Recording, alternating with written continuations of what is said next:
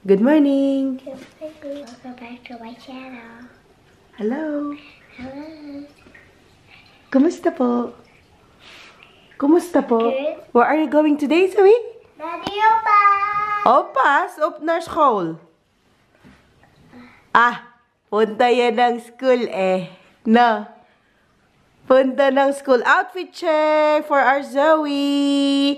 Today, is it sunny or raining? What's the weather today, Zoe? It's very what? Sunny. Oh, kanina yung bag mo. Asan na yung bag? Good morning, baby! Good morning, Ken! Good morning sa aming binata! Kumakain na ng tinapay yan. Kagising, dumedi na yan. Ano niya yan? Dessert. Dessert na yan? Na? Sama ka? Hatid natin si ate saglit sa school? Yes. Sama ikaw, ha? Wow! Look at that! That is nice! Oh! Dahil paano na dito, oh. Paano na talaga Easter? Wow! It's so pretty naman. Ay! Kalapit mo naman ang kano yan. O, tara. Ang aming estudyante. Ano? Oh, yeah. Magnet in the street. Tinuran daw siya ng tatay niya. Huwag daw dito sa street lumakad. Yes, klopt. Dito banda ang school, anak. Dito banda. Pero minsan kailangan mong mag-cross ng pedestrian, anak, ha? Kasi kailangan mag-school ka, pero kailangan tingin lang sa left and sa... Yes. Doon banda. Dito banda. Dito banda, anak. Doon, left. Sige. Dalaga na talagang ate Zoe namin. Ang bilis ng panahon, mga Diyo. Oh. Zoe, walk normal. Hi. Hindi pa pantay ang ipit niya. Hindi na pantay ang ipit. Ano ba yan? What's wrong? Wala pa, hindi pa umaano na. Mamaya pa yan bubukad-kad yung mga flowers. Gusto ko tong i-take yung moment na to, yung naglalakad siya ng ganito. Oh! Yes, it is.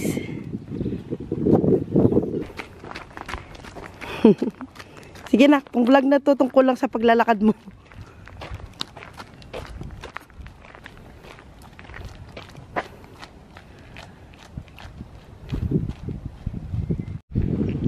Nahatid na namin ang ate Zoe. Nunak. Diretso na kami nito sa clinic. Malapit lang din naman dito. Para sa aking papers sa blood test. Parang tumay pa itong kasama ko. Tumay ka. Tumay ang bebe. Buti na lang, lapit-lapit lang ang mga dito. Yung clinic, yung school, yung daycare. Lapit-lapit talaga lahat. So, hindi tayo mahirapan. Ito na ang aming clinic dito sa barrio. Pasok na tayo, guys. Nang makuha na natin ang ating mga papeles. Kahapon nga, di ba, bumalik na ako sa trabaho. Halfway ng, actually, after 2 hours ng pag-work, nahilo. Sabi ko dun sa supervisor namin, magpahinga muna ako kasi nahilo nga ako. Tapos nag-take ako ng paracetamol kasi sakit ang ulo ko. After ko nagpahinga ng konti, kumalma naman yung pakiramdam ko. Siguro dahil 1 week ako hindi nag-work, tapos nag-work agad-agad yung gano'n nahilo ko. And then kanina nga sinabi ko sa doktor, kaninang kinuha ko yung papel nga para sa blood test ko. Tapos sabi niya gano'n na lang daw ako, yung parang nanibago ulit, yung ganyan. Tapos sabi niya, pag di daw kaya, wag muna daw pumasok. Pero sabi ko naman sa kanya, kaya ko naman, super healthy na ako. Wala na akong ibang nararamdaman. Yun nga lang, bigla lang ako talagang nahilo. Tapos tinanong pa niya ako, buntis ka ba? Sabi niya gano'n. Tapos sabi ko, hindi. Kaka-mens ko lang. Sabi ko gano'n, sure ka ba? Sabi niya gano'n sa akin. Na ano tuloy ako, na nag-doubt tuloy ako kung buntis ba ako. Hindi. Pero hindi naman ako buntis. For sure yan. Tsaka, ang plano nga talaga namin ni Daddy Teban, ano lang, 2 lang talaga. So, enough na to. May babae na rin naman. Tapos, may lalaki. So, enough na. Ngayon pa nga lang, nahirapan na kami. 2 pa lang ang anak namin. What more kapag dumami pa yung mga babies namin. March 29, anniversary namin yan ni Daddy Teban. Wala kami both pasok. So, hindi pa namin alam kung ano ang gagawin namin sa 29. Pero free kami dyan. Kasi nga, ano na kami. Ilang years na ba kami ni Daddy Nak? Anniversary namin yan. Wedding anniversary at the same time. Anniversary din namin yan nung magjowa pa kami ni Daddy Teban. Pakita ko sa inyo dito yung... May picture kami yata nung 20... Anong year ba yan? Kasi nagbabrowse ako kagabi ng mga pictures. Tapos nakita ko, itong picture na to. Na-remember ko, year 2008 yata yan. Kung di ako nagkakamali. Parang 2008, pumunta kami ng Baguio. Super payat namin, no? Grabe. Sobrang tagal na rin namin magkasama ni Daddy Teban. Kinasal kami ni Daddy Teban ng... Huwag mo kainin. 20... Hala, hindi na alam. 2016. Kinasal kami ni Daddy Teban. Pero hindi ko na sinusuot yung aking singsing. Kung mapapansin ninyo, wala akong singsing. Hindi ko sinusuot yung singsing ko. Kasi nga mga Jo, ito na ang dahilan. Hindi ko na talaga siya masuot. Pati yung, engagement ring, hindi na talaga kasya as in promise. Magmula nung nabuntis ako kay Kenneth. Actually, nung nabuntis ako kay Kenneth, kasya ko pa, nandun pa yon yung engagement ring ko, tsaka yung wedding ring ko. Tapos, nung nanganak ako, syempre, pag manganak ka, diba, tatanggalin nila lahat yan. So, nanganak ako, tinanggal. Nung katapos ko manganak, lalagay na, naku po, taba pa rin ang daliri ko. Hanggang ngayon, ang taba pa rin ang daliri ko. Hindi pa rin magkasya yung mga singsing. Kaya yan ang tunay na dahilan kung bakit hindi ko suot ang aking wedding ring. May naalala ako, guys. Kasi kahapon, may nag-comment. Natuwa ako dun sa comment niya. Gusto ko siyang i-share sa inyo para sa mga hindi nakabasa nung comment. Tuwang-tuwa talaga ako. Kinuwento mo nga kay Daddy Teban. Yeah, shoutout sa iyo, Ma'am Irish Castaneda. Sabi niya, lalagay ko talaga dito yung comment mo. Kasi tuwang-tuwa ako. Pinakita ko nga din kay Daddy Teban. Tuwang-tuwa si Daddy Teban. Sabi niya, aking background, si Kenneth yan. Alam mo ba, kakasilip ko sa vlog na upload mo araw-araw kung meron na panaginipan ko na anak nyo ako ni Daddy Teban. Ako daw ate ni Zoe. Tapos kakain daw tayo sa resto, pero bus ang dinadrive ni Daddy Teban. Tapos hawak ko ang bago mong camera. Style 3310 ba yun? Na may camera. Tuwang-tuwa ako sa comment mo, Ma'am Irish Castaneda. Maraming salamat. Sabi ko sa kanya, ganyan nila ko minsan pag may... Hindi nagkinit na. Pag may yung... pina-follow ka na vlogger, diba? Tapos minsan, kakapanood mo, kakahintay ng vlog nila, napapanaginipan mo. Naku, I feel you, Madam Irish. Pero maraming salamat po sa supportin ninyo sa aming channel. And maraming salamat po sa panonood lagi at pag-aabang ng aming mga vlogs. We love you po, Ma'am Irish. Maraming salamat. Uy, happy na yan. May snack na. Gustong-gusto niya yung pair na yan talaga. Mukbang with Kenneth. Pair mukbang. Diyan ka lang ha. Magluto muna si Mami. Okay? Bigyan mo daw si Mami, B? Pengi po. Wow! Ang bait naman ng baby. Hala. Pengi nga ako eh. Pengi po si Mami. Ay, bait-bait naman ng baby namin. Thank you po. Kenneth. Thank you po. Welcome back sa ating pa-cooking show! Dami na nating energy for today's video. Ala, tawagin sa akin. Anyway, magluto muna ako ng babaunin namin ni Daddy Teban para bukas na ito, actually. At saka ang uulamin nila mamaya. Para mamayang kawin ni Daddy Teban, relax na lang siya. Pakainin ng mga bata. So, ang gagawin ko, napakasimple lang ng recipe na to, mga Jo. Pwede nyo itong gayahin. Ayan na naman tayo sa palakpak. Torta. Hindi siya tortang talong, pero tortang yung may meat. So, gagamit lang ako ng meat na half na beef, half na pork. Ayan siya, isang kilo. Tapos, imbes na patatas lang at carrots ang ilalagay dun sa torta, lalagyan ko siya ng, tcharan, basa-basa pa hinugasan ko, talong. Tapos, imbes na patatas! Ano ba yan? Imbes na patatas ang ilalagay ko, maglalagay ako ng pastinak. Ay, hindi ko alam bang tawag dito sa English. Wait lang. Search ko muna, baka magkamali ako. Pastinak in English. Ano siya, gulay, parsnip, ayan. Kamag-anak siya ng carrots. Pero hindi po siya carrots.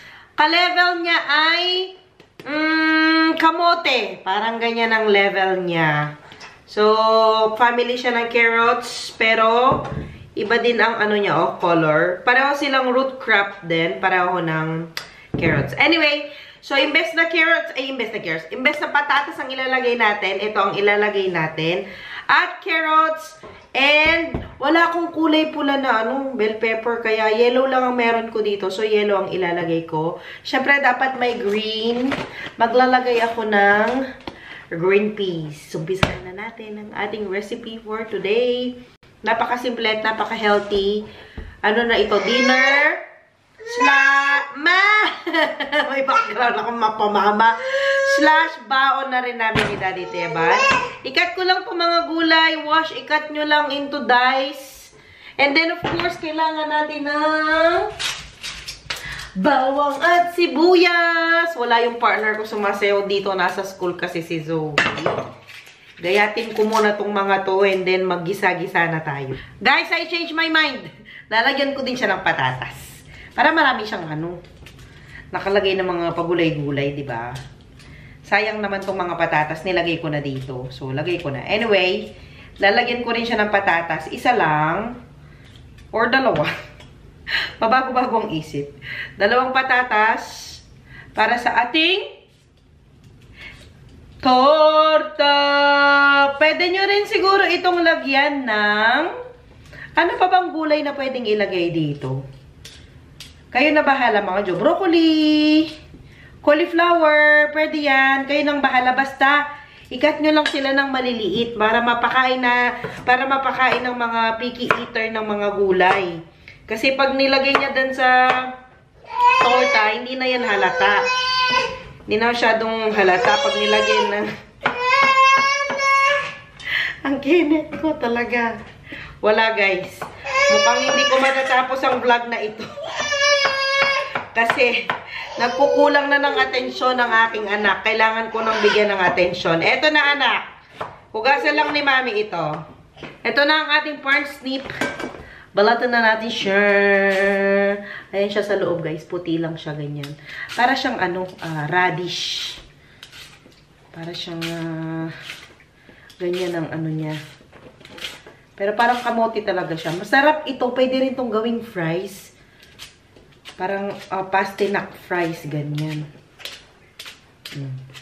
Ganyan ang itsura niya sa loob.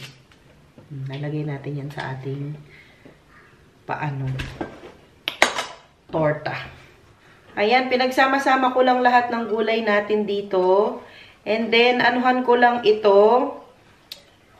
Asinan ng konti. Konting-konti lang. And then, ko sila, i-fry. Unahin ko silang i-fry. And then, ko sila, set aside.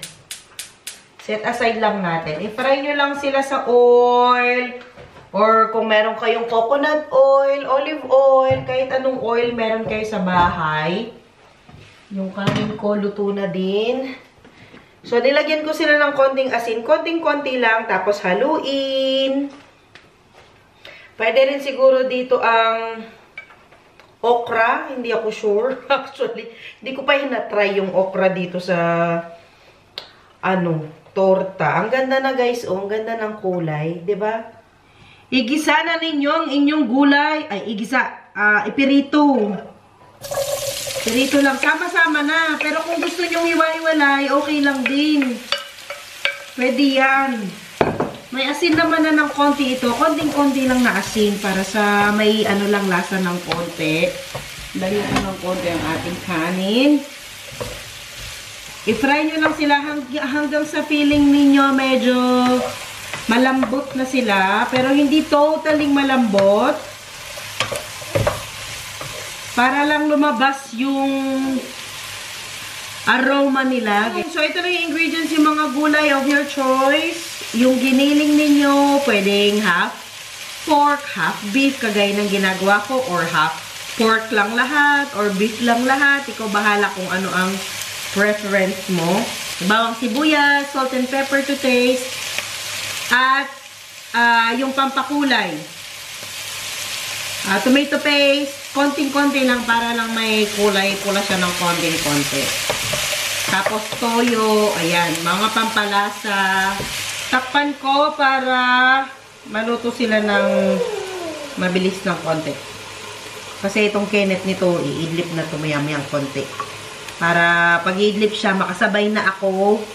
Luto na ang food, kagising niya, lunch na. Woo! Okay na mga gulay natin, guys. Ilipat nyo lang sila sa separate container. Okay na sila dyan. Same pan.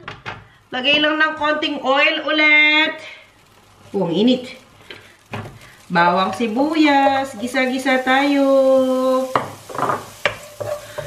Wala pala akong tomato sauce, tomato paste. Ano ba yan? Toyo na lang ilalagay ko. Pero kung meron kayong tomato sauce or tomato paste, maganda yan. Lang, pampakulay lang. Wag lang sobrang dami.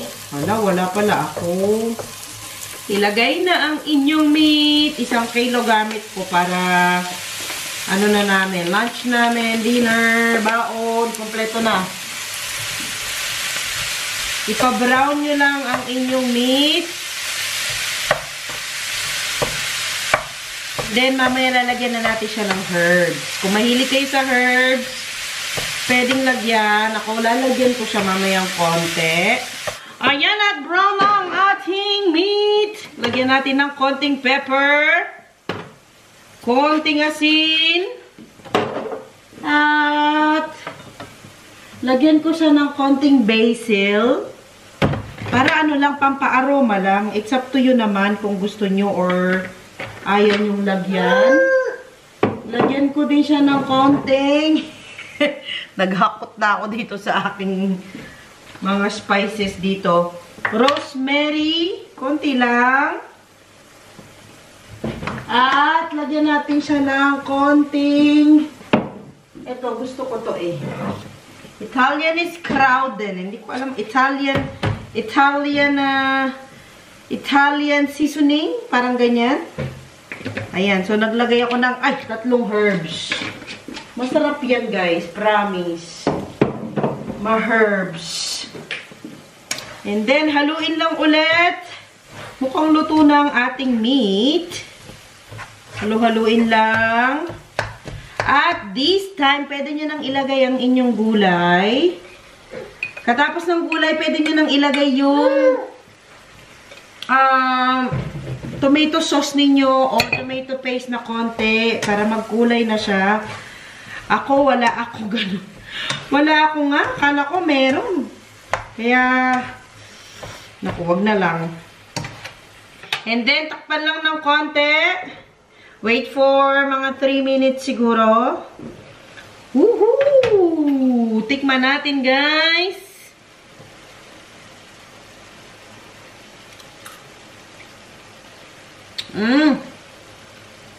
Masarap na siya. Hindi na kailangan ng toyo. Promise. Magugustuhan to ng mga pamilya ninyo, guys. Kaya gayahin nyo na tong recipe na ito. Kunin ko ng Kenneth kasi nagkukulang na siya ng pagmamahal. So, ganun lang siya lutuin. Finish na siya. Pero kung gusto pa niyang dagdagan ng toyo, ganyan, or patis, pwede rin yan. Konting-konti lang para hindi masyadong maalat yung ulam ninyo. Yan. So, ganun na ang ating recipe, ang ating patorta. Hi! Pumanik kami saglit. Pinalitan ko. Nandito siya sa kwarto ng ate niya nang gugulo. Grabe ng kalat niya. Magagalit na naman ang ate niya nito. Na. Oy, hindi kainin si Gabi. Hindi po. Tayo daw ikaw? Kenneth. Tayo daw ikaw, be. Shh. Kenneth. Uy, big boy na yan. Hi, big boy. Hoy, di tayo pinapansin, guys. Paaraw yan? Na? Paaraw ka dyan? Ito kasing kwarto ni ate, itong window niya. Dito pumapasok yung araw. Sige. Tayo ikaw, tayo. Tayo ikaw. Wala yung mga pinamili kong basahan. Nandun pa. Tayo ikaw. Wow! Tayo daw ikaw, Bing. Tayo. Sige, kalat pa more. Ito pa ang kalat niya. Yung kitchen ng ate niya, pinagkakalat-kalat niya dyan. Idlip muna ikaw. Tara, sabayan ka ni Mami. Idlip tayo. Ken. Mamamana pa ni Kenneth niyan itong kitchen ng ate niya. No, tara nak, idlip muna tayo. Kasi may work si Mami mamaya. Tara. Guys, nakatulog kami ni Kenneth. Nagising kami, sakto ko lang siya pinakain. Tapos ito nga, dadalhin ko na siya sa daycare. Ang ganda na, mulaklak na tong mga to, oh. Ang gaganda na. Spring na talaga dito.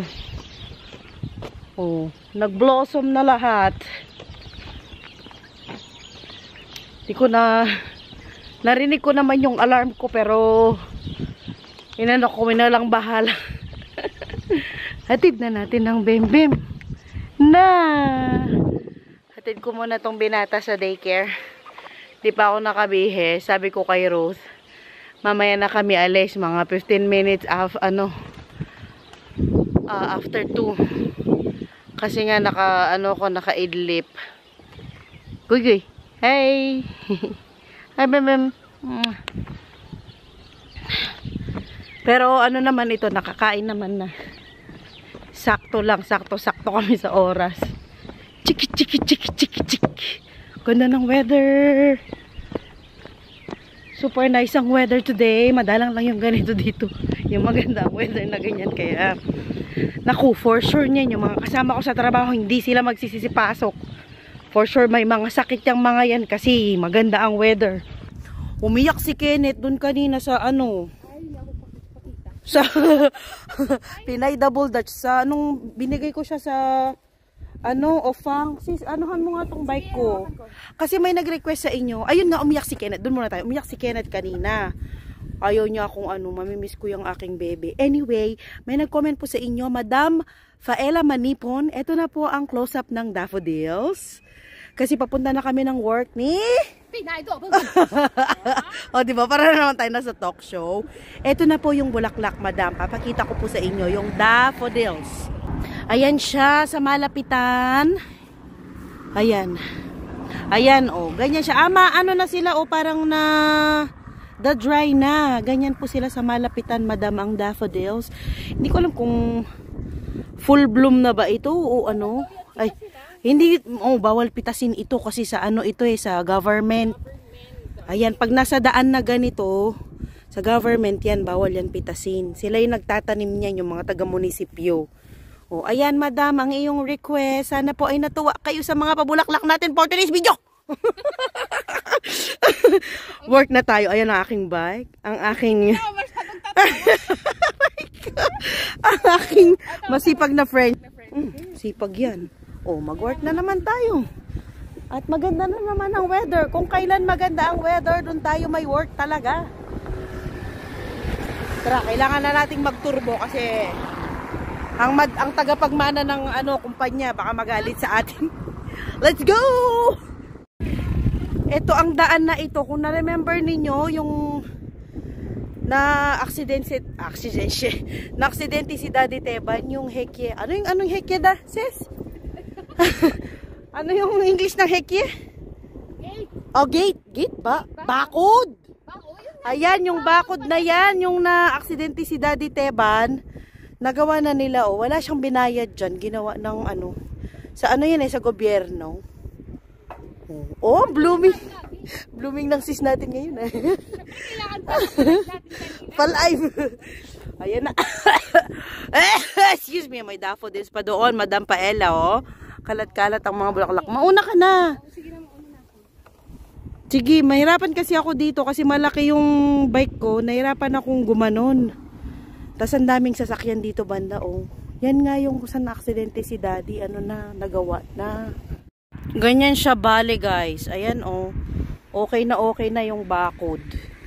Wala na siyang sira. Nandito na tayo sa hacienda ni Madam. Hacienda ko. Welcome po. Welcome. Tuloy po tayo. Ito po yung yung hallway. Hallway po sa aking mansion. Kita yung mga servidora ko no? Automatic ay, yung mga servidora niya. Nandito na naman tayo, guys. Mag-work muna kami. Au! Tapos na ang ating trabaho. Ang sis nandito na. Tatahakin na naman namin ang kadiliman. Uy, tara sis. Ano hintay mo? Oh. Pagod ka sa work, sis? Ay, madami. Hindi na kasi ako nagpakita kay Hubert I-message mo saglit bago ka uwi. I-message ang jowa. Ang afam pala. Message lang ang kanyang afam. Okay.